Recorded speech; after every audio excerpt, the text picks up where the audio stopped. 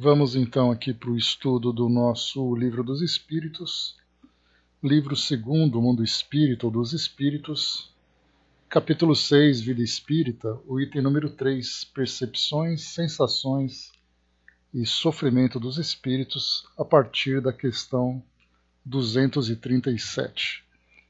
Nos estudos anteriores nós vimos sobre os espíritos errantes e sobre mundos transitórios, ou mundos intermediários.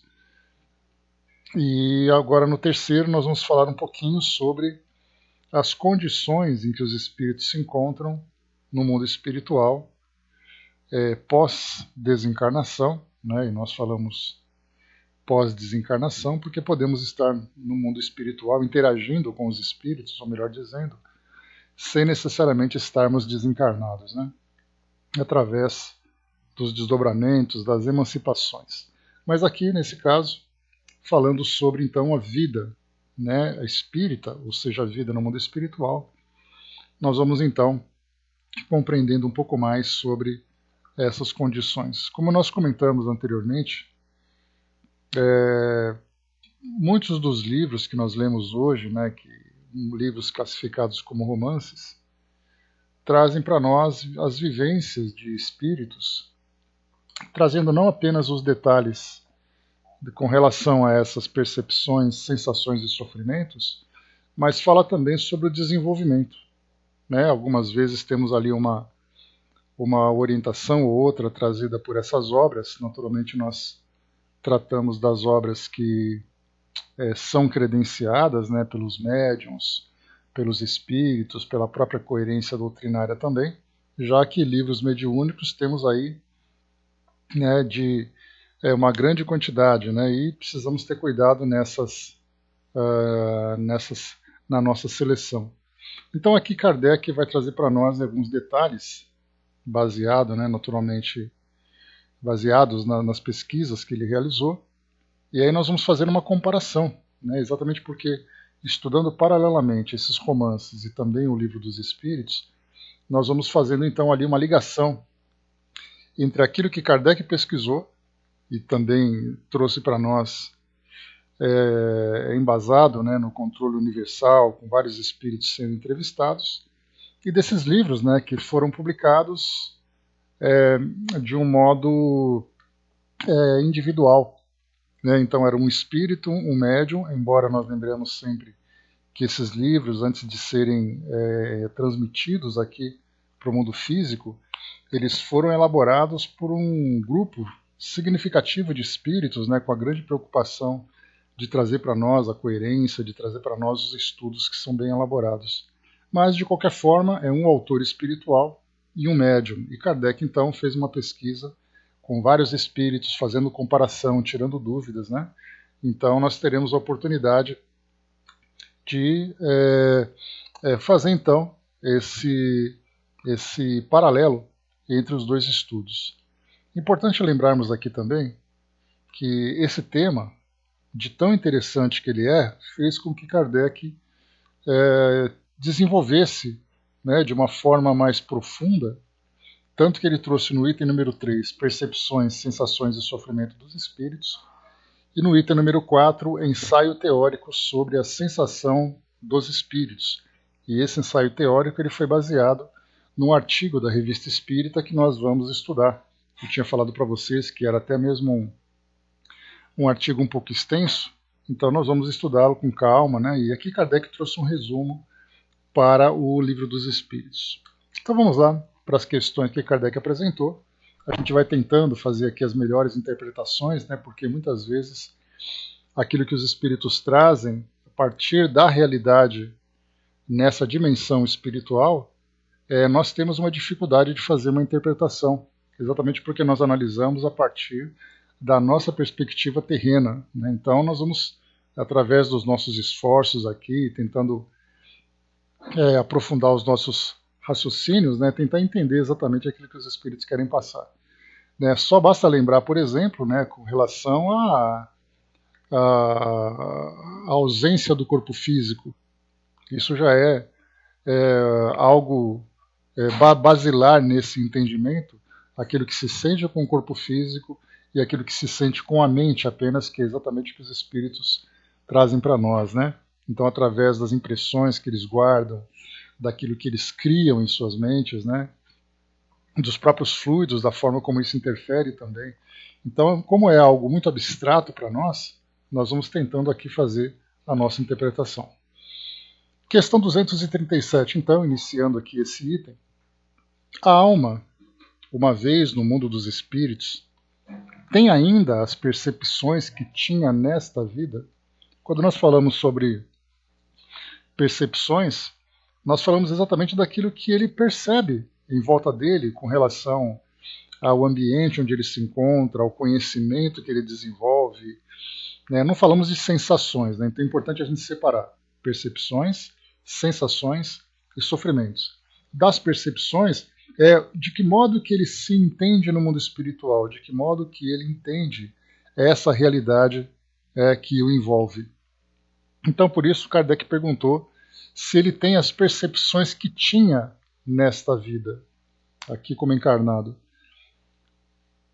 E também, lembrando dessas percepções, nós falamos também dos próprios sentidos, né? Então, o espírito vê, ouve, ele tem ali a questão do tato. Então, tudo isso também vai sendo analisado nessa questão. Os espíritos, então, respondem que sim, ele tem as percepções que tinha quando encarnado e outras que não possuía, porque o seu corpo era como um véu que a obscurecia. A inteligência é um atributo do espírito, mas se manifesta mais livremente quando não tem entraves. Né? Bom dia, Arnaldo. Então, nesse caso, quando nós falamos basicamente das sensações, ou melhor, dos sentidos dos espíritos, então, por exemplo, a visão e a audição. No mundo espiritual, os espíritos continuam tendo essa percepção, né, daquilo que existe à sua volta, da mesma forma também aquilo que ele consegue captar através desse, vamos poder entre aspas, né, dessa audição. Entretanto, sem o corpo físico, ele não depende mais dos órgãos materiais, no caso, por exemplo, os olhos e toda a estrutura interna do ouvido, para poder, através da luz ou através do ar, captar aquelas irradiações ou as vibrações para poder fazer a interpretação. Porque é assim que nós vemos, né? Quando nós olhamos, por exemplo, para um objeto, nós lembramos, né, lá nas aulas de física sobre a parte de óptica, quando nós lembramos que a luz reflete num objeto, então depois essa luz também vem em direção aos nossos olhos, e aí nós temos aqui células, né, sensores, que captam essas luzes, essa irradiação, e aí então nós fazemos a nossa interpretação. A mesma coisa com relação ao ar, né, na parte de acústica, o ar que nós aqui, que nos envolve, eles vibram, então conforme nós vamos ali produzindo sons, né, então esses sons, através dessa vibração, chega até o nosso ouvido, e aí então, através dessa estrutura interna, ele também faz essa interpretação. Então, na verdade, né, a gente lembra sempre assim que o nosso cérebro ele tem um banco de dados. E esse banco de dados inclui, por exemplo, sons e banco de imagens. Então, na verdade, assim, nós reconhecemos uma mesa porque nós aprendemos que o objeto que tem esse formato é uma mesa. Então, cada vez que nós olhamos e fazemos uma interpretação daquele formato, o nosso cérebro rapidamente, então, busca nesse banco de dados aquele formato e traz ali o nome.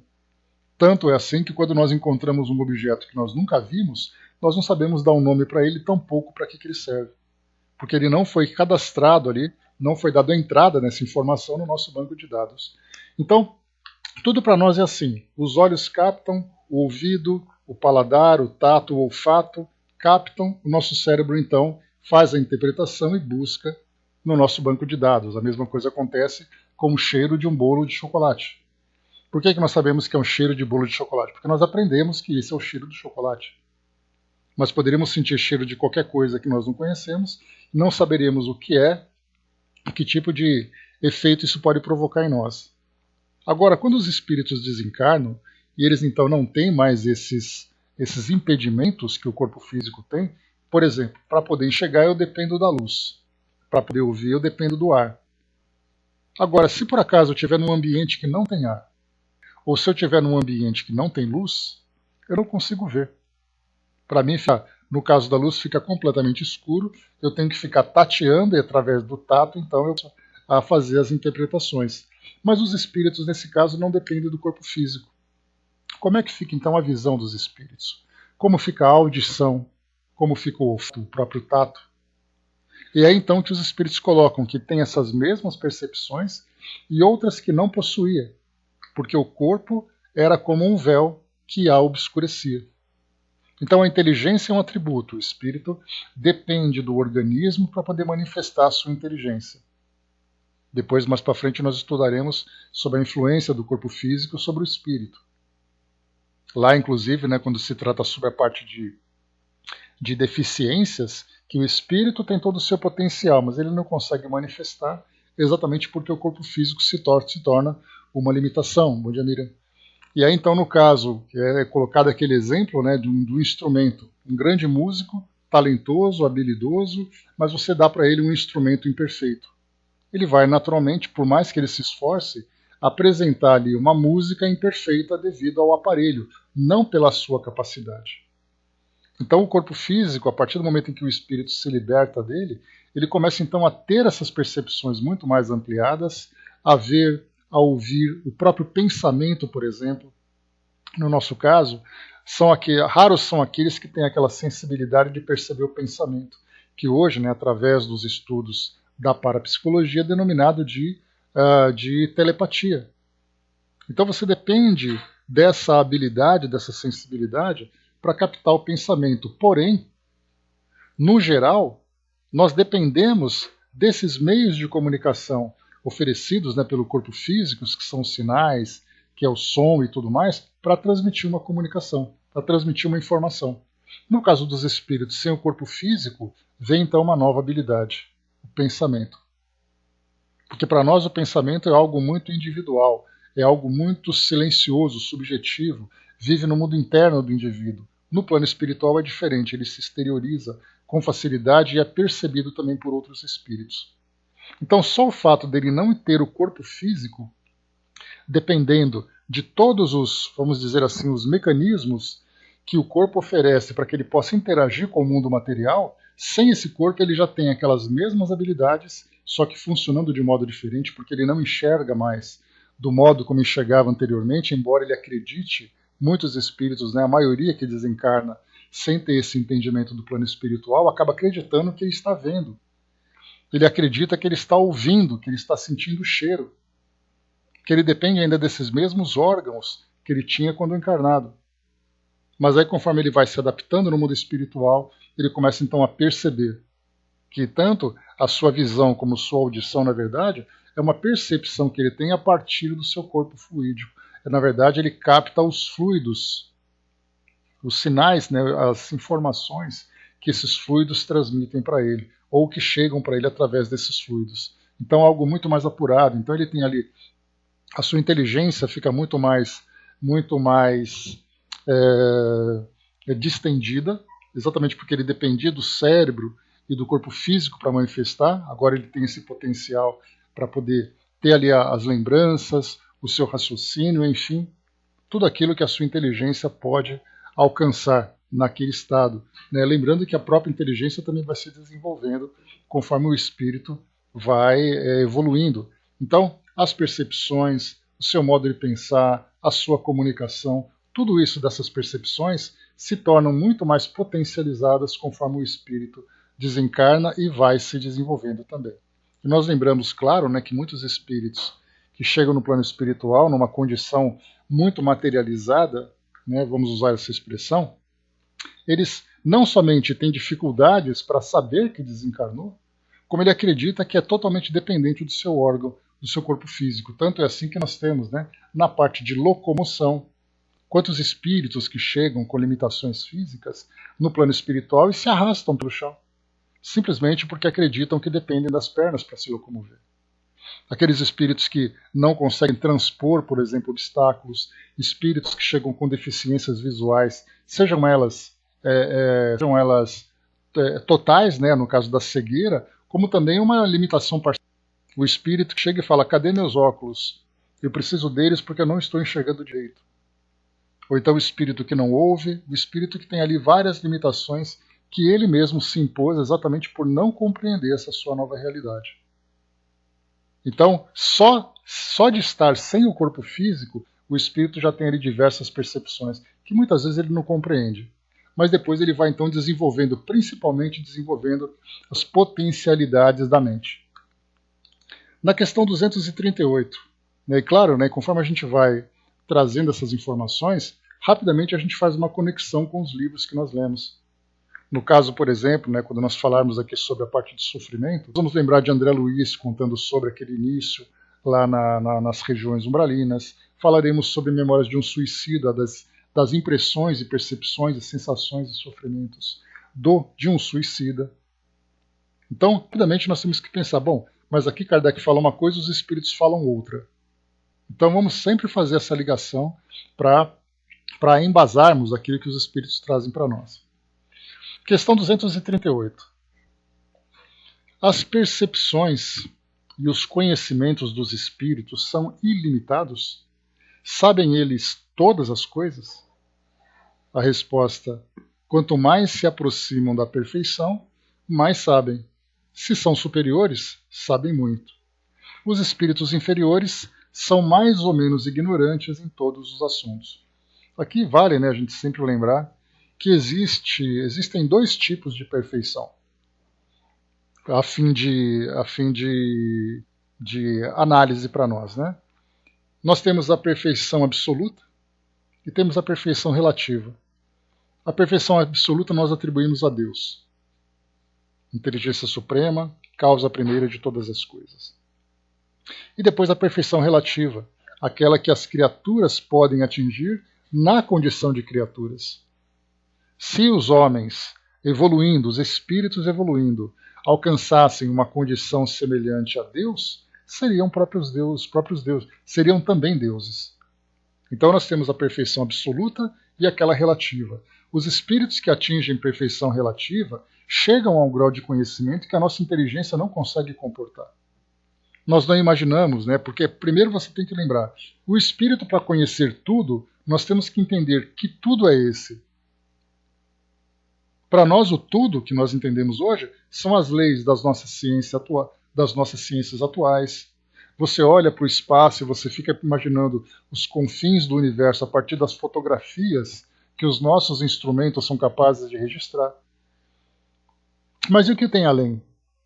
E o que tem mais profundo? Aquilo que existe no macrocosmo e aquilo que existe no microcosmo? Das leis que nós ainda não compreendemos. Então, na verdade, nós dizemos assim, qual é exatamente o limite de conhecimento de um espírito perfeito? Não sabemos, até mesmo os espíritos perfeitos devem ter ali as suas limitações. Eu cheguei a trazer para vocês uma comparação, né, dentro do meio militar, mas a gente pode trazer isso também para o mundo civil. Pensarmos, por exemplo, um professor, um catedrático que tem ali um grau de conhecimento muito grande, já fez ali todos os seus estudos de pós-graduação, então vamos colocá-lo na condição de doutor. Só que ele fez o doutorado dele há mais ou menos 20 anos. E agora acaba de se formar um outro professor que alcançou o doutorado. Ele acabou de alcançar esse título. Então nós temos um doutor que já exerce esse título há mais de 20 anos e outro que começa agora a aprender. Então nós percebemos que mesmo entre os doutores, nós temos aqueles doutores que são mais e aqueles doutores que são menos.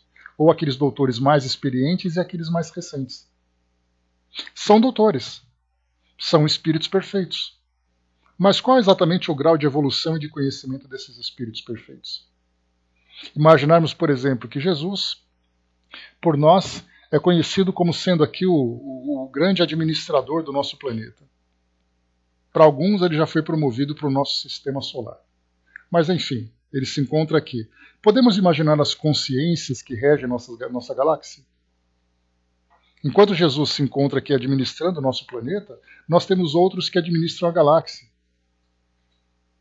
Será que nós teríamos essa hierarquia no plano espiritual? São espíritos puros.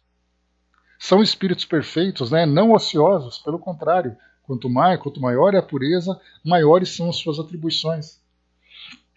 E qual exatamente o grau de conhecimento que eles possuem? Conhecer, por exemplo, ali a origem das coisas, conhecer ali o tamanho, as dimensões no universo. E por isso, então, quando Kardec pergunta se as percepções e os conhecimentos dos espíritos são ilimitados, se eles sabem todas as coisas, aí então nós entramos exatamente isso. Aqueles que sabem mais, aqueles que sabem menos. Quem são os que sabem mais?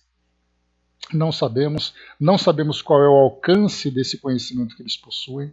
Quais são os mistérios que eles já conhecem há muito tempo e nós aqui estamos tentando aprender. Porque mesmo que nós peguemos aqui os homens mais inteligentes do nosso planeta, os grandes gênios, nós podemos perceber que eles são gênios naquela área de conhecimento, não é um conhecimento absoluto. Pegarmos, por exemplo, como o Albert Einstein, que é uma das grandes mentes do século XX. Ele era ótimo, ele era um grande físico, físico apenas. Mas será que ele tinha algum conhecimento sobre a vida, sobre a espiritualidade?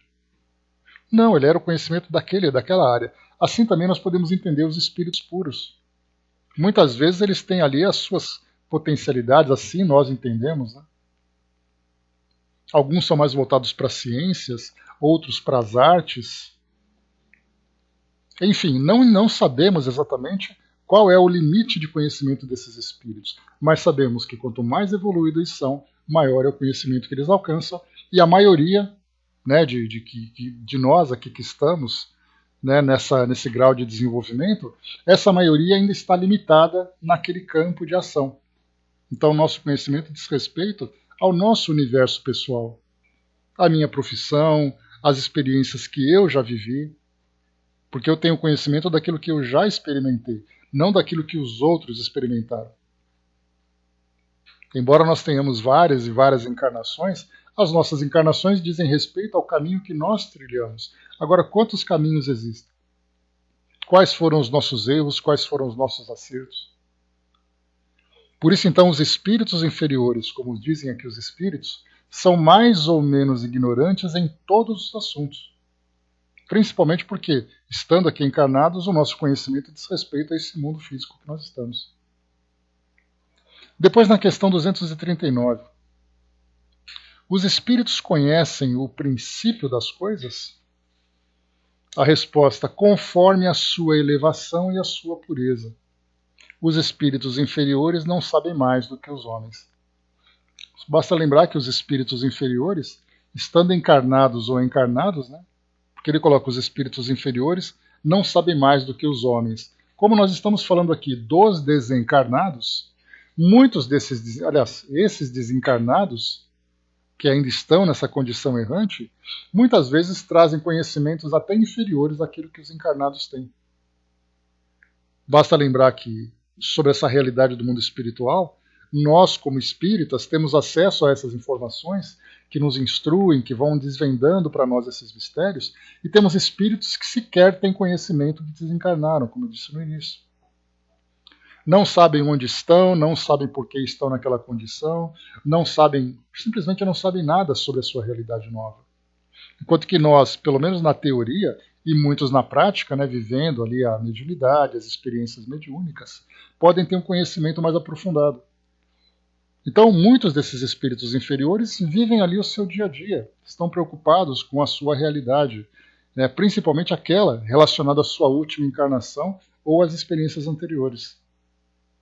Então, quando ele desencarna, ele está preocupado com quem são seus amigos, quem são seus inimigos, quais são as causas do seu sofrimento. É uma visão muito restrita àquilo que ele tem vivido. Né? No caso, né, muito comum como um sonho, né, Meira?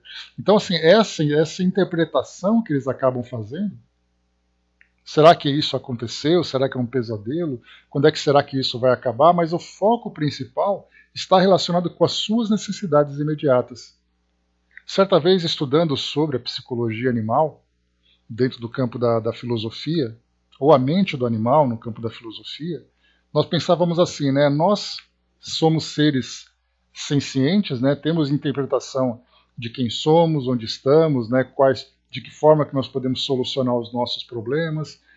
O nosso raciocínio vai buscando ali respostas para as nossas necessidades. Mas e os animais? De que forma que os animais pensam? Eles pensam, na verdade, nas suas necessidades imediatas, mais imediatas. Eles querem saber se eles têm fome, se eles não estão sendo incomodados, se aquele lugar é seguro.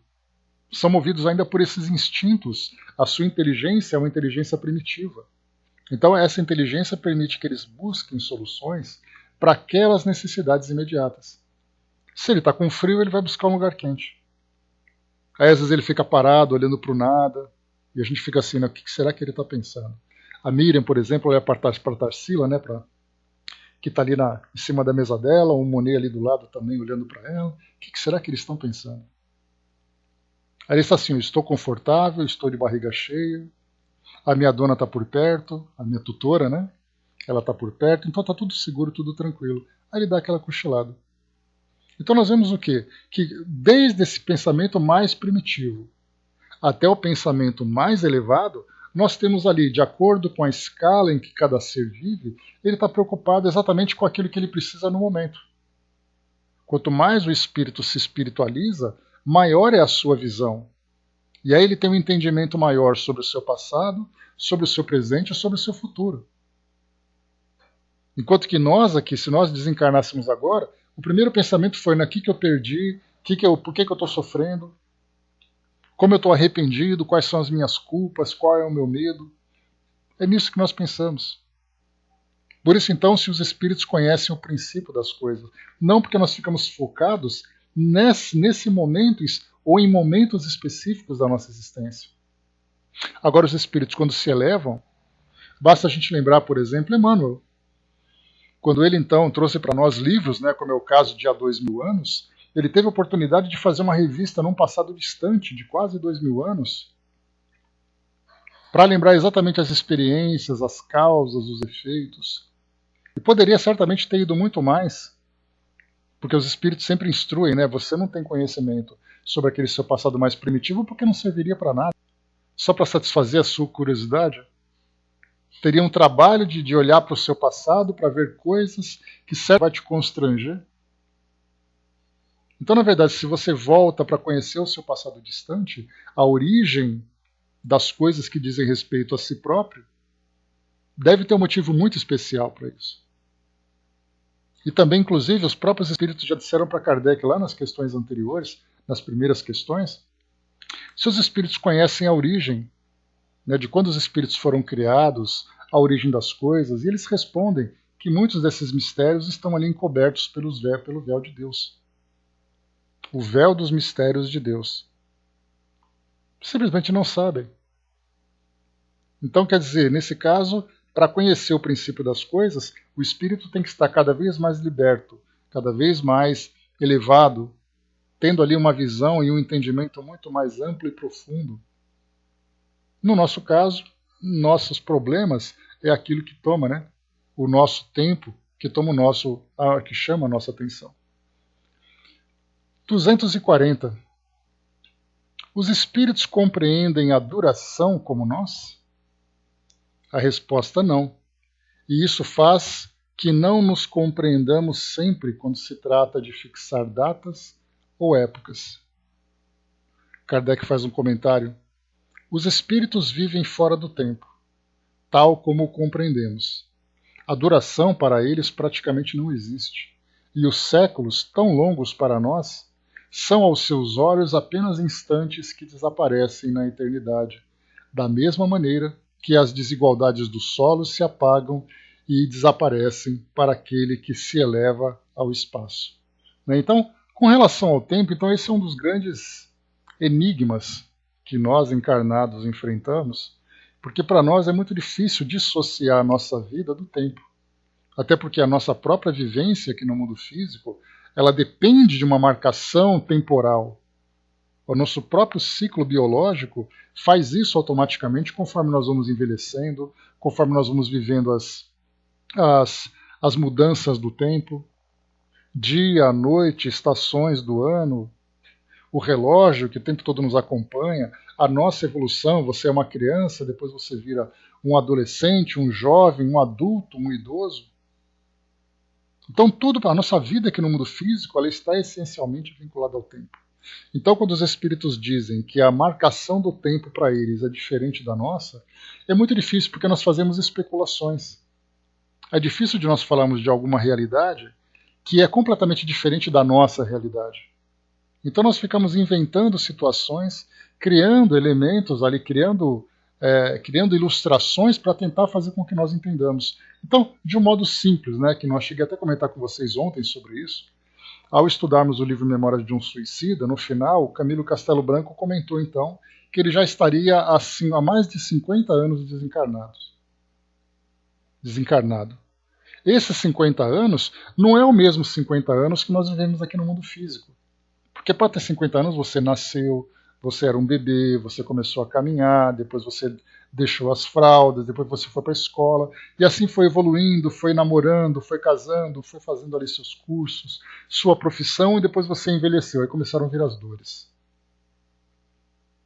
As preocupações do tempo, a família começou a vir filhos, netos, para aqueles que constituíram famílias dessa forma e tudo mais. Então, para nós, teve essa marcação toda. Ele não, do modo como ele desencarnou, não teve envelhecimento, teve, na verdade, uma melhoria na sua condição, e fazendo uma comparação temporal com o mundo físico, ele viveu ali mais de 50 anos naquele estágio. Então, significa assim, um dia depois do outro, olha só, nós mais uma vez, usando o dia como referência, né? Mas, para ele, então, o tempo foi passando, que na verdade o que contava não era o tempo que ele levou, mas a transformação que ele sofreu. André Luiz, da mesma forma, foi informado então que, comparado ao tempo terreno, ele ficou ali quase 8 anos naquele estado de perturbação. Que na verdade não eram 8 anos contados, ele foi simplesmente sofrendo, sofrendo, sofrendo. Não era sofrendo um dia depois do outro, era um sofrimento contínuo. E ele não crescia, ele não envelhecia, ele não rejuvenescia, simplesmente o tempo ia passando. Então, para ele, na verdade, a duração que os espíritos interpretam é uma duração marcada pelas experiências que ele vive. Que podem ser experiências mais curtas ou experiências mais prolongadas, mas que não tem nenhuma referência. Nós temos espíritos, como nós já vimos, que ficam durante séculos nessa condição, sejam espíritos conscientes dessa realidade e evoluídos o suficiente para ficarem durante esse tempo todo no plano espiritual, como temos aqueles que sofrem durante esse tempo todo. Em que para ele é como se ele ficasse simplesmente vivendo numa realidade fora do mundo que nós compreendemos. E ele ficaria simplesmente ali estagnado, vivendo a sua realidade íntima, os seus pesadelos, os seus sofrimentos, as suas perseguições. Então, por isso que os espíritos também dizem, né, como, por exemplo, na resposta que trata dos animais quando eles desencarnam. Então, os espíritos respondem que os animais reencarnam quase que imediatamente com relação a que marcador temporal? Ao deles ou ao nosso? Em breve as coisas vão acontecer. O que significa essa brevidade? Então, muitas vezes procuram uma referência no mundo físico, mas que para eles acaba tendo ali uma visão muito mais branda, uma visão muito mais abrangente do que simplesmente focada numa questão pontual, dizendo assim, olha, tanto tempo vai acontecer. Por isso, então, isso faz que não nos compreendamos sempre quando se trata de fixar datas ou épocas. As coisas simplesmente se desenvolvem. E mais uma vez, reforçando aqui com o comentário de Kardec, os espíritos vivem fora do tempo, tal como o compreendemos. Mais uma vez, eles não sofrem o efeito do tempo, do envelhecimento. Eles, na verdade, experimentam a duração daquela experiência. Para eles, praticamente não existe. E os séculos, tão longos para nós, são aos seus olhos apenas instantes que desaparecem na eternidade. Da mesma maneira que as desigualdades do solo se apagam e desaparecem para aquele que se eleva no espaço. Aquele vídeo que nós já frequentemente já vimos, né? Que você pega assim uma imagem de uma célula de uma pessoa, e aí então a câmera vai se afastando, vai mostrando ali das células, passam para os tecidos, de repente você vê o corpo físico fora e vai subindo, subindo, subindo, até você ver o planeta Terra e vai afastando, afastando, vê o sistema solar, continua afastando. Então os espíritos, na verdade, perdem essa referência. E, mais uma vez, é muito difícil para nós interpretarmos essa explicação. Porque a nossa vida está intimamente e inevitavelmente vinculada ao tempo. Nós sofremos o efeito do tempo. Os espíritos não. Não da forma como nós entendemos. Questão 241. Não adianta a gente querer se prender muito nesse assunto, que a gente vai ficar rodando em cima das mesmas tentativas de interpretação. Né? Mas já deu para a gente ter mais ou menos uma ideia a partir daquilo que os espíritos passam para nós. 241. Os espíritos fazem do presente uma ideia mais precisa e mais justa do que nós? Mais ou menos como aquele que vê claramente tem uma ideia mais justa das coisas do que o cego. Os espíritos veem o que não vedes e julgam diferente de vós. Mas ainda uma vez, isso depende da sua elevação. Voltamos para a pergunta de Kardec. Os espíritos fazem do presente uma ideia mais precisa e justa do que nós? Quando os espíritos, numa condição de bem ajustados no plano espiritual, de terem uma compreensão mais precisa sobre o mecanismo da evolução, né, do mecanismo da vida, quando eles olham para o presente, eles têm de imediato o entendimento de que o presente é uma consequência das experiências anteriores. E que, consequentemente, o presente começa também a construir um caminho que leva para o futuro. Então, enquanto nós, encarnados, estamos aqui, olhando para a nossa vida um dia depois do outro, os espíritos olham para nós como seres encarnados. E quanto mais conhecimento eles têm, maior é o entendimento do que significa ser um espírito imortal. Vivendo, né, naquela evolução contínua de experiências atrás de experiências. Então olha para a vida de uma pessoa hoje e diz assim, olha, a vida dele dessa situação hoje não é por acaso. Ela é uma consequência daquilo que ele viveu daquela forma, naquele tempo, com aquelas pessoas, naquele grupo. Então, diferentemente de nós, que nós estamos aqui agora tendo uma visão limitada aqui no nosso tempo, na nossa realidade, os espíritos têm uma visão muito mais ampliada. Mas, mais uma vez, como eles reforçam para nós, isso depende da sua elevação.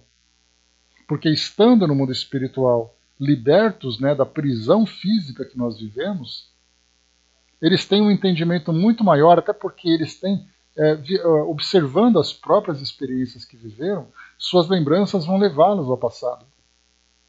Então eles vão lembrar quem que eles eram, o que eles viveram, o que eles construíram naquele passado, quais foram os caminhos que eles trilharam para chegar até essa realidade.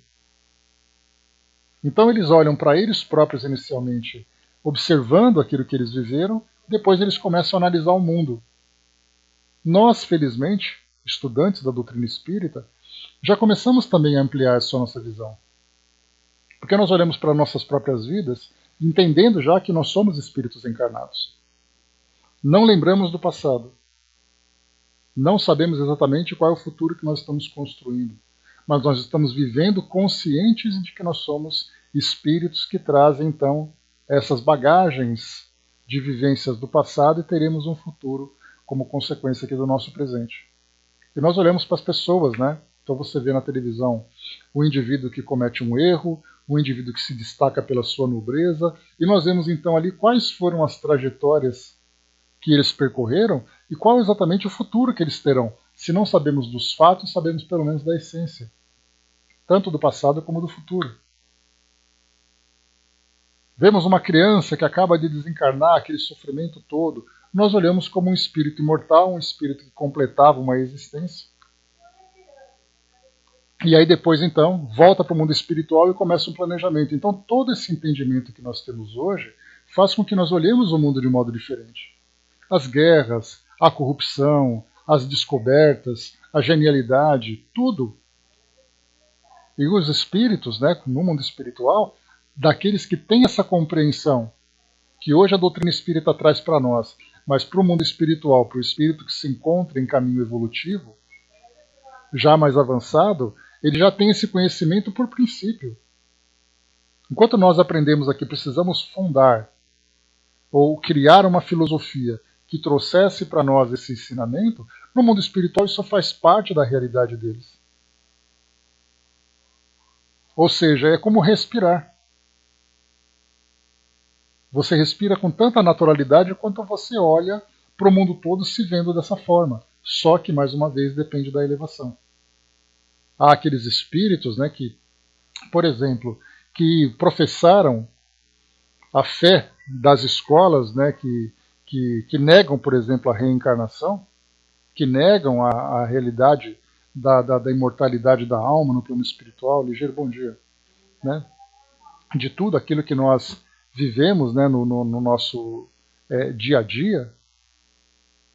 Então esses espíritos chegam e naturalmente têm essa compreensão, naturalmente aprendem sobre tudo isso por experiência própria e por instrução.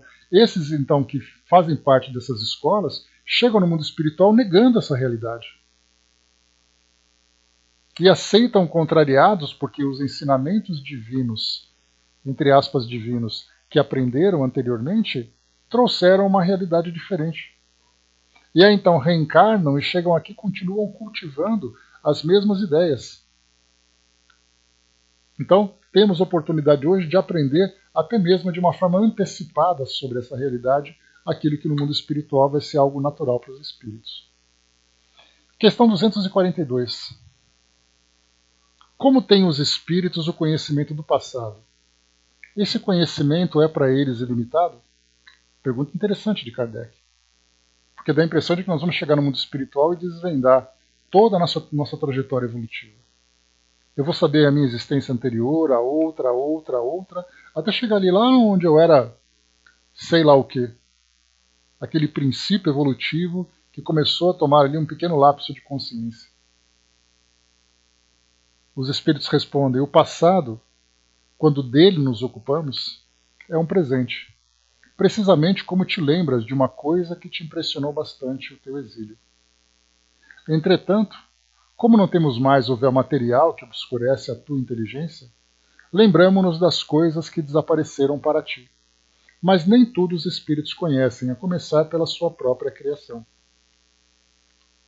Então, no mundo espiritual, o espírito chega, ele começa então inicialmente a lembrar-se da sua condição espiritual, a sua mente começa a ter essa clareza de entendimento sobre as experiências anteriores, mas isso vai aflorando de uma forma natural conforme o espírito vai se equilibrando, se adaptando a essa realidade.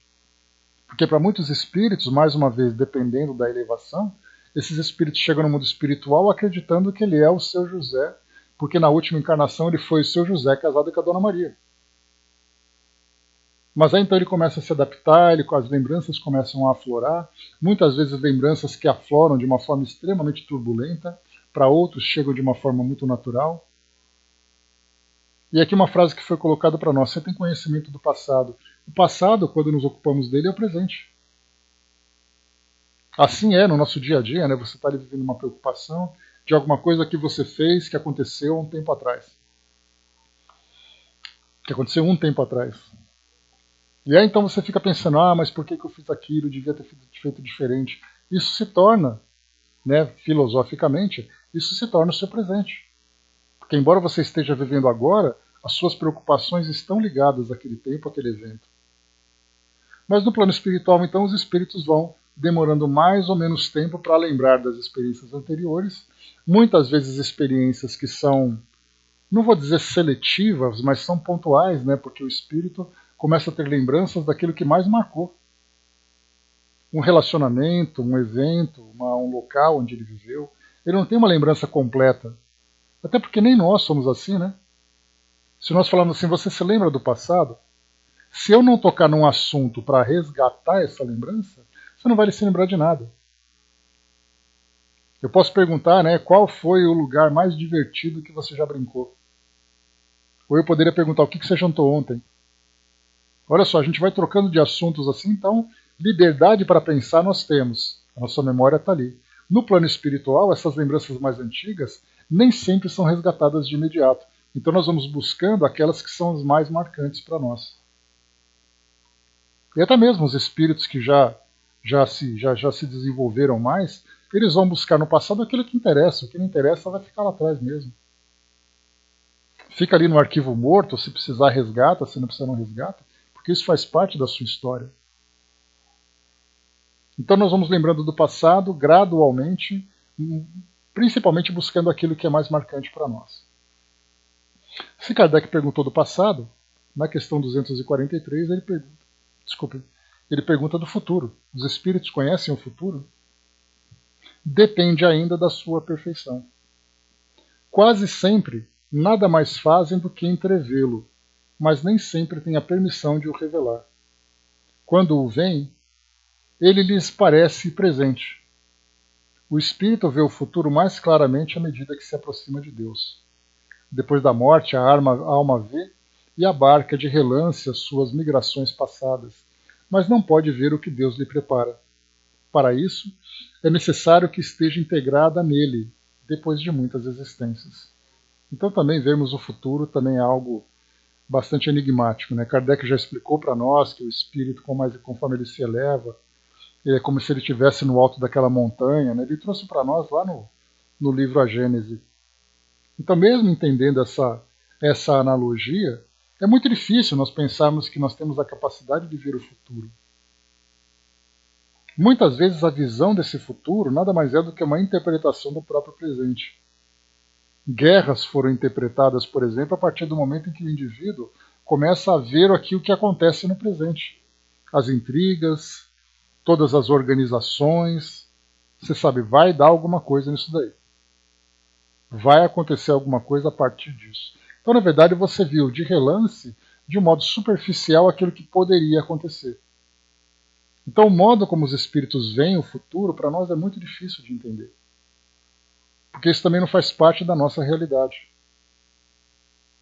Aqueles que têm a pré-cognição, por exemplo, encarnados que têm a pré-cognição, eles então têm a capacidade de antever os eventos que vão acontecer.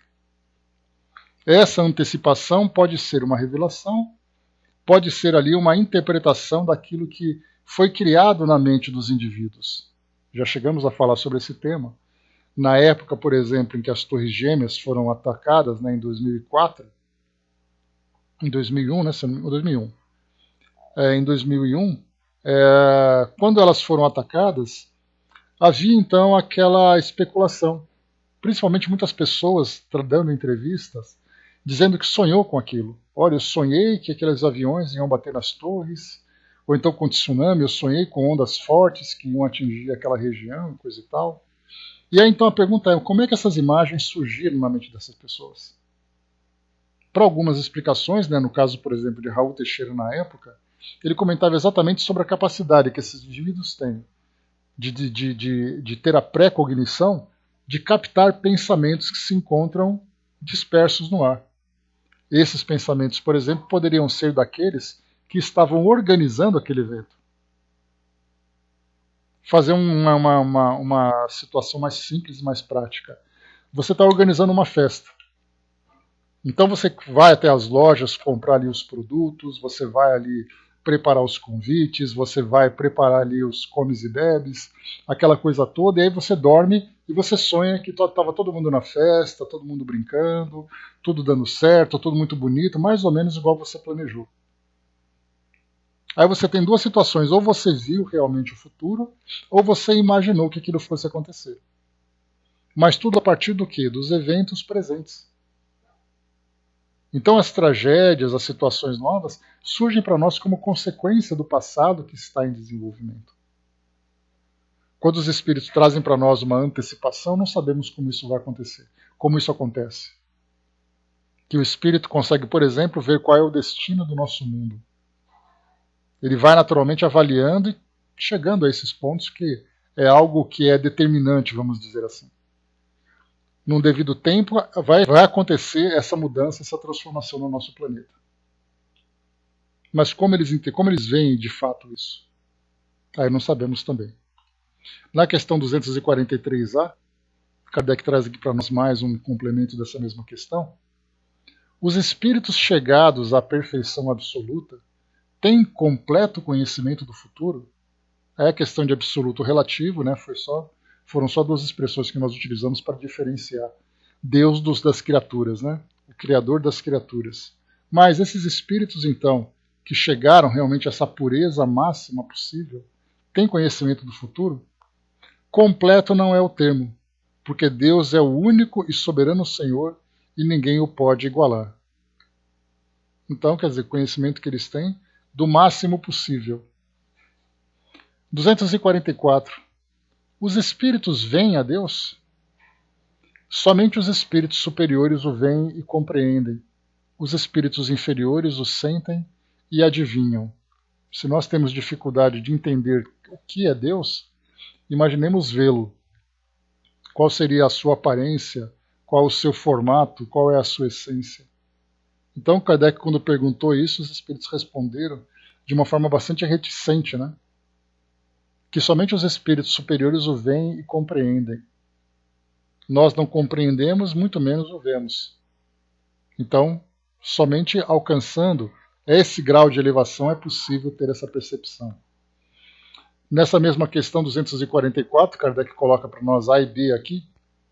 Vamos a A. 244A.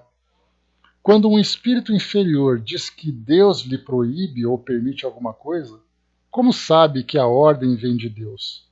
Aqui a gente já está falando de situações principalmente relatadas na Bíblia, né? Porque Deus falou comigo, Deus disse tal coisa, né? A resposta dos espíritos, ele não vê a Deus, mas sente a sua soberania. E quando uma coisa não deve ser feita, ou uma palavra não deve ser dita, recebe por intuição uma advertência invisível que o inibe de fazê-lo. Vós mesmos tendes pressentimentos que são para vós como advertências secretas, para desfazerdes ou não alguma coisa. O mesmo acontece conosco, mas em grau superior, pois compreendes que, sendo mais sutil do que a essência dos espíritos, eles podem receber mais facilmente as advertências divinas. E até mesmo nessas advertências divinas, elas vêm diretamente de Deus ou elas vêm através daquela hierarquia, né, em que espíritos superiores vão ali nos ajudando, coordenando ali as nossas atividades. Muitas vezes não temos ali a presença direta, mas sabemos, né, quantas e quantas vezes, ao falarmos de espíritos comuns, de espíritos obsessores, eles sabem que tem ali alguma coisa próxima que eles falam, né, olha, tem algum ser de luz aqui perto. É melhor a gente fugir. E na verdade os espíritos estão assim, é melhor vocês fugirem. Então eles atribuem a eles mesmos essa capacidade de raciocínio, assim como também essa própria inspiração divina, e na verdade nós somos constantemente envolvidos pelos pensamentos dos espíritos, seja positivamente, seja negativamente. Depois na questão B. A ordem é transmitida diretamente por Deus ou por intermédio de outros espíritos? A resposta, então, para chegar àquilo que nós falamos há pouco, não vem diretamente de Deus, pois para comunicar-se com ele é preciso merecê-lo. Deus transmite as suas ordens pelos espíritos que estão mais elevados em perfeição e instrução. Então, falar com Deus, né, essa vontade, ou essa crença, né, que sempre acompanhou o homem em toda a sua história, que Deus falou diretamente com ele, né, exatamente porque ele acreditava que entre ele e Deus não havia nenhum intermediário. Então ele atribui, obviamente, a Deus, como acontece, né, com as escolas tradicionais hoje aqui no nosso mundo, no nosso país, católicos, evangélicos, né, que ou falam com Deus, ou falam com o Espírito Santo, ou falam com Jesus. Fora isso, ninguém mais fala porque não existe nessa crença, dentro dos seus dogmas, a possibilidade dessa comunicação.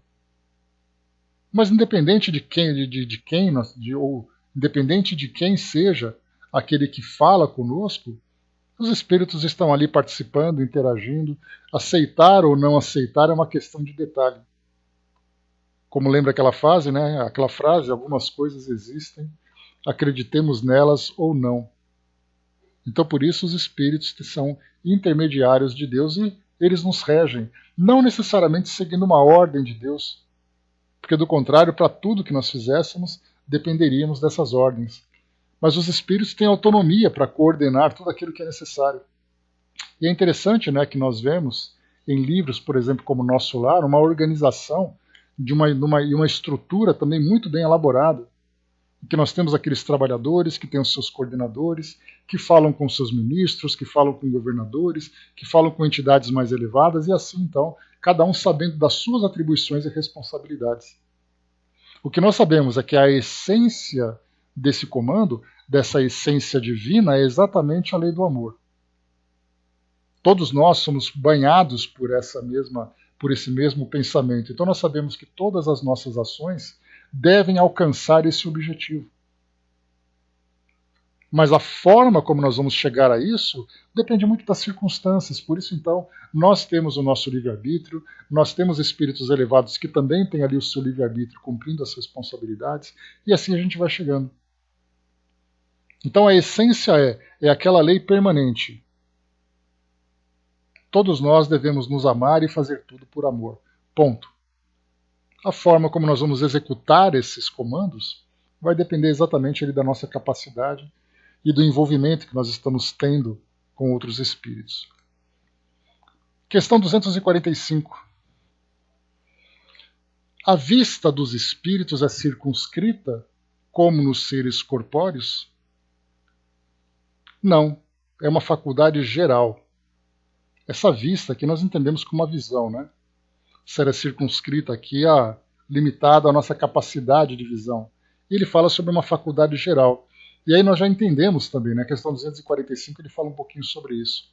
Os espíritos precisam de luz para ver? Veem pela luz própria, sem necessidade de luz exterior. Para eles não há trevas, a não ser aqueles em que podem encontrar-se por expiação. Olha que informação, que passa sutilmente, mas que tem uma grande importância. Quantos e quantos relatos nós temos de espíritos que, em condições de expiação, se encontram num lugar de solidão e escuridão absoluta. Lá nos Espíritos Endurecidos, a senhora Claire, se eu não me engano, a última entrevista desses Espíritos Endurecidos, lá ela diz que se encontra num ambiente escuro. E Kardec comenta, né, que dá para perceber que não é apenas uma criação da mente dela, mas que, na verdade, foi uma imposição que ela sofreu. Então, nesse caso, essa luz própria. Vamos entender um pouquinho sobre essa luz. Aqui, nesse caso, é uma mera especulação que a gente faz. Nós sabemos que toda matéria que existe no nosso mundo, Linha, bom dia.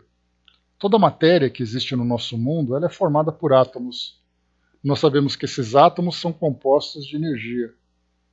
Então, não importa para onde você olhe, você sempre vai perceber uma irradiação de energia. Os espíritos, nesse caso, tendo essa capacidade de perceber essas irradiações, então pode ser o lugar mais escuro que existe. Ele vai caminhar, por exemplo, numa caverna na maior profundeza, onde não existe nada de luz.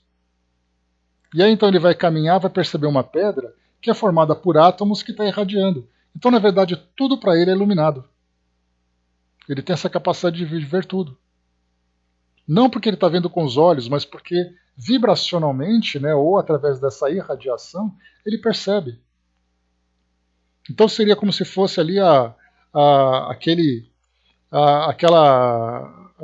sonares, né, que nós temos, né, semelhantes a morcegos, a golfinhos, que eles emitem aquele ultrassom, e aí então ele bate em alguma coisa e vem de volta. Nesse caso, o espírito não envia alguma coisa para receber de volta. Ele simplesmente percebe aquilo que está sendo irradiado. Mais uma vez, para nós também é difícil fazer uma interpretação sobre isso, porque a nossa realidade é de dependência total dos nossos sentidos físicos. Embora nós tenhamos sentidos espirituais que nem sempre são claros, né? Há aqueles, por exemplo, que têm dupla vista, há aqueles que têm uma capacidade maior de ter uma percepção, uma sensibilidade maior. A maioria de nós tem essa percepção, mas ela se torna tão sutil que nós não percebemos que ela está ativa ou que ela pode se diferenciar daquilo que é percebido pelos nossos sentidos.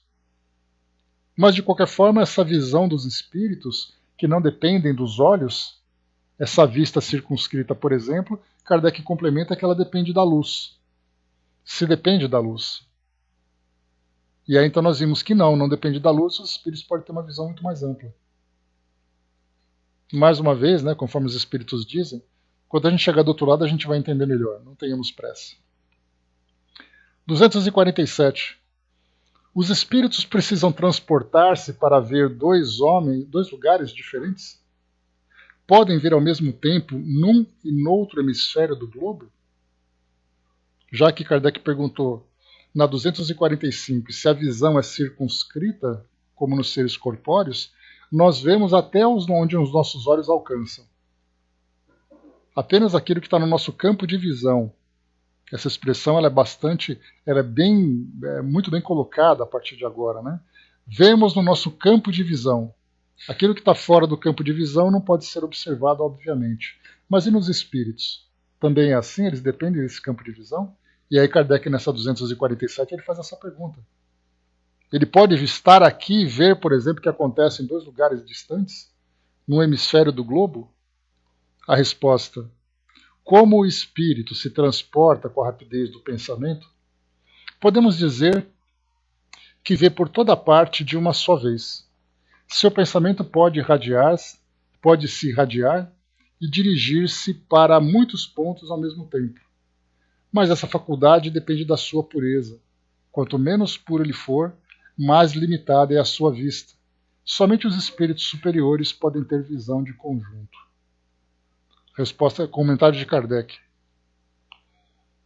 A faculdade de ver dos espíritos, inerente à sua natureza, difunde-se por todo o seu ser, como a luz num corpo luminoso. É uma espécie de lucidez universal, que estende a tudo, envolve simultaneamente o espaço, o tempo e as coisas, e para a qual não há trevas nem obstáculos materiais. Surpreende-se que assim deve ser, pois no homem a vista funciona através de um órgão que recebe a luz, e sem a luz fica na obscuridade. Nos espíritos, a faculdade de ver é um atributo próprio, que independe de qualquer agente exterior. A vista não precisa de luz. Né? Então aqui os espíritos responderam sobre essa ubiquidade, né? Essa capacidade de estar em dois lugares ao mesmo tempo, velocidade do pensamento. Então não é que o espírito aqui enxerga o que está lá, é que o espírito se desloca até lá com a velocidade do pensamento, e conforme ele se mostra mais evoluído, ele começa a ter uma visão geral de tudo aquilo que acontece. Essa onisciência, que é um atributo divino, né? Onipresença, onipotência e onisciência. Quer dizer, a potência total de estar presente em todos os lugares, a capacidade de ter conhecimento de todos os lugares e um poder absoluto de criar, né, dentro das próprias leis que ele mesmo criou. Então essa onisciência significa que é um pensamento que se irradia de tal forma, olha nós fazendo aqui uma especulação a respeito dos atributos de Deus, mas é uma capacidade que ele tem de emitir o seu pensamento de uma forma constante e plena e em todos os lugares ao mesmo tempo que nós sentimos. É como se fosse assim, fazendo uma comparação bastante pobre, como se fosse o nosso corpo físico. Você se deita, fecha os olhos, aí eu pego uma pena e passo na ponta do seu dedão. Depois eu pego essa pena, passo na ponta da orelha, passo no seu braço, e assim você vai sentindo exatamente tudo o que acontece. Essa percepção do pensamento, dispersa por todo o universo, faz com que cada evento que aconteça seja percebido por esse pensamento universal. Nesse caso, então, nós falamos de um atributo divino. No caso dos espíritos, reduzidos naturalmente à sua condição, ele vai tendo uma percepção cada vez mais limitada de acordo com o seu grau evolutivo. Para aquele espírito ainda que se adapta ao mundo espiritual, a sua realidade é aquilo que está à sua volta. Não vê nada além disso. Para aquele que se encontra mais evoluído, tem essa percepção. Direciona o pensamento para esse ou aquele lugar, expande para essa ou para aquela direção. 248. Santos, bom dia. O espírito vê as coisas distintamente como nós? Resposta: mais distintamente, porque a sua vista penetra o que a vossa não pode penetrar. Nada a obscurece. Então, nós temos obstáculos físicos que impedem a nossa visão. No caso dos espíritos, principalmente aqueles que se elevaram, tem uma percepção que transcende a esses obstáculos.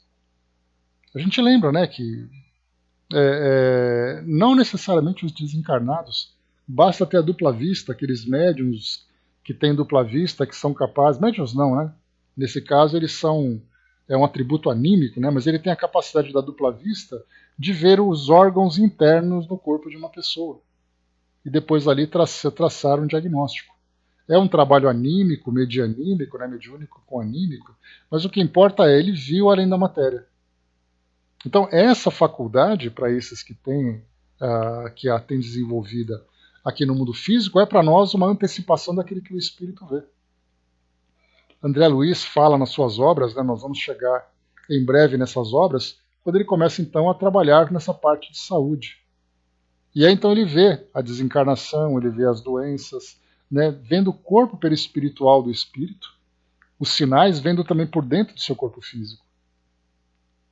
Então essa penetração da visão depende também do seu grau evolutivo. Mas é uma condição que o espírito tem. Porque a visão que ele tem é uma visão que ela capta muito mais energias do que a matéria. A Miriam lembrou, né? Tem lembrando. Tá lembrando, né? Deixa eu ver aqui. Tá lembrando do senhor em Palmelo, ele faz um raio-x vendo o que precisa ser tratado. Então, esse caso é um caso de antecipação daquilo que o espírito vive. Na verdade, os médiums estão vivendo antecipadamente aquilo que o mundo espiritual oferece. Né? Eu brincava com o André esses dias sobre a questão da sensibilidade mediúnica que algumas pessoas têm, captando, né, energias positivas, energias negativas, aquele bem-estar, aquele mal-estar. Isso é uma percepção que o espírito tem, porque nós falamos sobre visão, falamos sobre audição, se enxerga, se não enxerga. A gente percebe que Kardec focou bastante nesse tema, né? Porque a visão talvez seja o sentido mais importante que nós temos. Eu até conversava com um aluno meu, né? Qual que seria a pior limitação? Você ficar sem ver, sem ouvir ou sem falar? Aí você pode até não falar e não ouvir, mas você ficar sem ver é algo realmente problemático. Você perde assim o principal sentido que nós temos. E aí, nesse caso, Kardec focou então exatamente nesse atributo mais importante que nós temos dos nossos sentidos. Ele queria saber se o espírito vê com luz, se ele vê à distância, se ele vê através de obstáculos e coisa e tal. Mas dessas percepções, temos também essas percepções da sensibilidade, de captar vibrações que são irradiadas por outros indivíduos. Essas irradiações trazem a qualidade do pensamento dele. Então, quer dizer, lembra que nós falamos, né, para entender essa parte de vibrações, nós fizemos aquela comparação com relação ao cheiro. Então, o cheiro de cada um vai determinar exatamente a sua qualidade, usando essa mesma ideia, né? Então, aquele cheiro agradável, você imagina que a fonte seja uma fonte agradável. Se é desagradável, consequentemente. Então, essa percepção, né, que todo médium, como lembra Kardec, ele é sensitivo por princípio. Antes de ser médium de cura, médium psicógrafo, médium psicofônico, ele é um médium sensitivo. Essa é a base. Essa sensibilidade pode ser mais desenvolvida em uns, fazendo com que ela seja a sua principal faculdade. Ou muitas vezes a única faculdade desenvolvida que ele tem. E essa percepção de saber, olha, essa pessoa, esse ambiente me provoca essa sensação e coisa e tal. Os espíritos sentem isso com naturalidade. Enquanto para uns é um atributo, é uma faculdade desenvolvida, para os espíritos é algo natural. Claro que quanto mais evoluído o espírito é, maior é essa sensação. Tanto é assim que nós temos, né, no caso, o Chico vivia muito isso nos seus relatos. Né? Ele não só captava o pensamento das pessoas, que é mais uma percepção, que a pessoa chegava para falar alguma coisa, ou um espírito dizia para ele qual era a situação que ele ia enfrentar, ou ele mesmo percebia a partir daquilo que o indivíduo pensava. de alguém chegava perto dele e falava assim, nossa, mas será que ele não sente dor em alguma coisa? E aí então a pessoa se aproxima dele e fala assim, olha, só para responder tua pergunta, eu não sinto dores. Ou eu sinto dores. Qualquer coisa do gênero assim, né? Então, na verdade, ele começa a perceber o pensamento. Mas também, muitas vezes, a pessoa chega, só o fato dela se aproximar e a sua irradiação, né, ou seja, o seu perispírito, provocar essa irradiação e chegar em contato com a irradiação do Chico, já era o suficiente para ele saber quais eram as intenções daquela pessoa. Se era uma pessoa que era dócil, se era uma pessoa que trazia ali intenções maliciosas, antes mesmo de captar o seu pensamento. Então vemos que essa é uma outra percepção que os espíritos têm, que nós vemos isso com facilidade. Kardec abordou muito pouco, mas hoje nós temos tantos e tantos exemplos que facilitam e muito o nosso entendimento a esse respeito. Então, muito mais sensível do que a visão é exatamente essa própria sensibilidade que o espírito tem. Depois aqui, para a gente poder finalizar, deixa eu ver aqui. Questão 249. O espírito percebe os sons? Sim, e percebe até mesmo os que os vossos sentidos obtusos não podem perceber. Mais uma vez, né, exatamente porque nós dependemos dos nossos órgãos físicos e dependemos dessas vibrações do ar. Os espíritos têm uma percepção muito mais apurada nesse sentido. E ele diz assim, a faculdade de ouvir, na questão 249A, como a de ver, está em todo o seu ser? Todas as percepções são atributos do espírito e fazem parte do seu ser. Quando ele se reveste de corpo material, elas se manifestam pelos meios orgânicos, mas no estado de liberdade não estão mais localizadas. Também para nós é difícil interpretar essa colocação, de saber que nós percebemos tudo aquilo, todas as irradiações que acontecem em volta de nós, né, pelo nosso perispírito, pelos fluidos que se mobilizam em torno de nós, ainda é uma questão muito abstrata para nós. Né? E só para finalizar aqui, então, a Angelina colocou semana passada, um tio estava no hospital. Sonhei com ele me chamando para viajar. Horas depois, né, ligaram sobre o desencarne dele. Né? Comunicação dos espíritos também. Muitas vezes nem o espírito percebe que vai acontecer alguma coisa, ele só tem um pressentimento de que alguma coisa vai acontecer. E aí então, né, olha, você não quer ir comigo? Eu estou sentindo que eu tenho que ir para algum lugar. Ele não consegue interpretar exatamente o que é. Né, horas depois ele acaba desencarnando. Né? Então, é essa questão dessa sensibilidade de perceber pensamento à distância, de ter ali a mediunidade, na verdade, como eu falei para vocês, né, ela é uma antecipação da vida no mundo espiritual. Aquilo que o médium sente é algo muito pobre comparado àquilo que os espíritos sentem, mas é um começo. Você pode não conseguir fazer uma bela de uma lasanha, mas se você sabe fritar um ovo, você já aprendeu a fazer comida, é mais ou menos assim. Então nós vamos antecipando, vamos sentindo, vamos interpretando, né, para aqueles que têm essa faculdade mais sensível. Para aqueles que não têm, vão experimentando, né, aprendendo na teoria e experimentando experiências ali que são pontuais, né, que não são contínuas, não são intensas e contínuas, mas são assim, meio que eventuais, podemos dizer assim. Então, pessoal, dessas percepções, lembrando que Kardec depois ele vai aprofundar um pouco mais esse assunto. Nós paramos aqui no 249A, vamos para 250, apesar que está bem no finalzinho aqui, né? Vou acelerar um pouquinho aqui, pessoal. 250, faltam só 2 questões, 3 questões, 4. Deixa eu ver aqui. Vamos lá, vai parar por aqui mesmo, depois vem a parte de outros temas que ele vai abordar aqui, é melhor não. Então, 250, nós paramos por aqui. Depois, no próximo encontro, nós continuaremos da 250 até a 256 e já entraremos também no item número 4, que fala sobre o ensaio teórico sobre a sensação nos espíritos. Esse ensaio teórico é baseado nas orientações que Kardec recebeu dos espíritos. E nós vamos ler, então, em vez de lermos resumidamente a versão resumida aqui no Livro dos Espíritos, nós leremos a versão integral, um artigo publicado na Revista Espírita, que é de onde Kardec tirou essas informações. Então, encerrando por aqui o nosso estudo de hoje. Dudu colocou, né, ser médium ostensivo é brabeira, né? É aquela história, né, Dudu? É a necessidade de uma disciplina muito grande para o médium saber filtrar tudo isso. Né? Então, para isso, são aqueles médiums de grande potencialidade. Lembrar, por exemplo, Chico, Divaldo, que tem essa ostensividade, mas lidam de uma forma muito tranquila.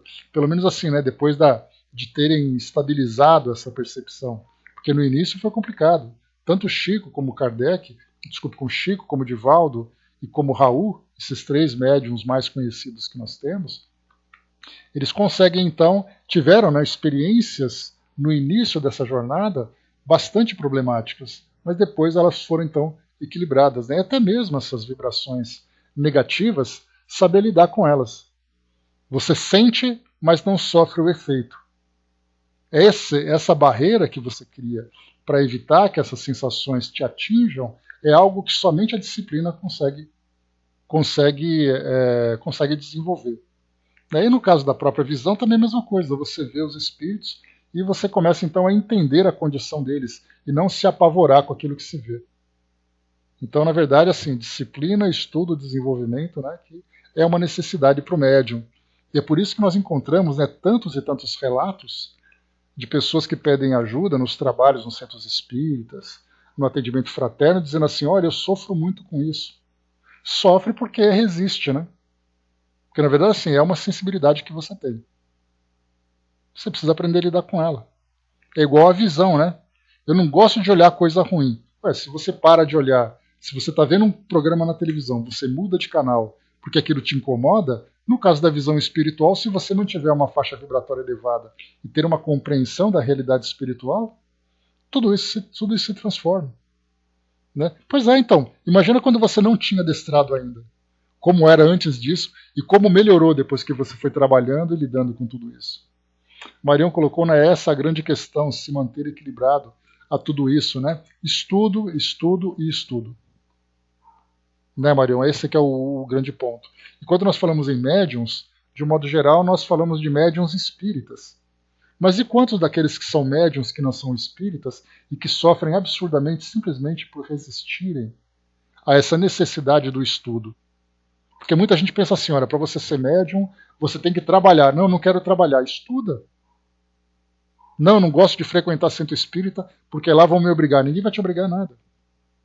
Então você frequenta o centro espírita como sendo ali a sua terapia, como sendo ali o seu ambiente de estudos. Trabalhar ou não trabalhar é uma opção sua. Mas o fato de você estudar, compreender esses fenômenos que envolvem, é algo que seria tão importante para todos. Mas existe aquele preconceito ainda. E quanto mais você resiste, mais doloroso fica, né? Mas vamos lá, encerrando por aqui então o nosso estudo de hoje, né? Hoje tem o trabalho de esclarecimento, né? Eles já ficam aqui buzinando mensagem no ouvido, né? Eu tenho uma prima que eu sempre comento sobre ela, com vocês, e ela dizia o seguinte, né? Que toda sexta-feira era feito um trabalho onde ela frequentava, que era a Comunhão Espírita de Brasília. Então, quando chegava na sexta-feira de manhã, o trabalho era às 8 horas da noite. Quando chegava na sexta-feira de manhã, ela já sentia o braço dela pesado querendo escrever. Passava o dia inteiro assim, muitas vezes era bastante incômodo, para somente à noite poder psicografar. Então, se o médium não se disciplinar, já viu, né? Fica aquele Deus nos acuda, né, à disposição dos espíritos para fazer o que eles querem. Então, há necessidade da disciplina sempre, né? Até porque, lembrando que os espíritos que querem se comunicar não são espíritos espíritas, tampouco são disciplinados. Eles querem fazer as coisas o quanto antes do jeito que eles quiserem. Então há a necessidade do médium se disciplinar para disciplinar os espíritos. Para saber exatamente a hora, o local, tudo isso, né? Muito bem, pessoal. Então, fechando por aqui o nosso encontro de hoje. A Angelina lembrou ali que mora perto de um cemitério, né? Só Deus sabe, né? Pois é. Então é aquela coisa, né? Pensamento positivo, pensamento elevado. Porque, na verdade, o grande medo que as pessoas têm não é apenas da visão, mas o que aquele espírito fazer contra você, né? Muitos filmes de terror, aquela coisa toda, né? Então, na verdade, é assim, entender que o espírito está sofrendo e que se você manter ali o seu padrão vibratório elevado e ali a sua vida dentro daquela retidão, não há por que interferir. Mas o medo, né, o instinto de autopreservação é aquilo que fala mais alto. Né? Mas muito bem, pessoal, assunto ótimo.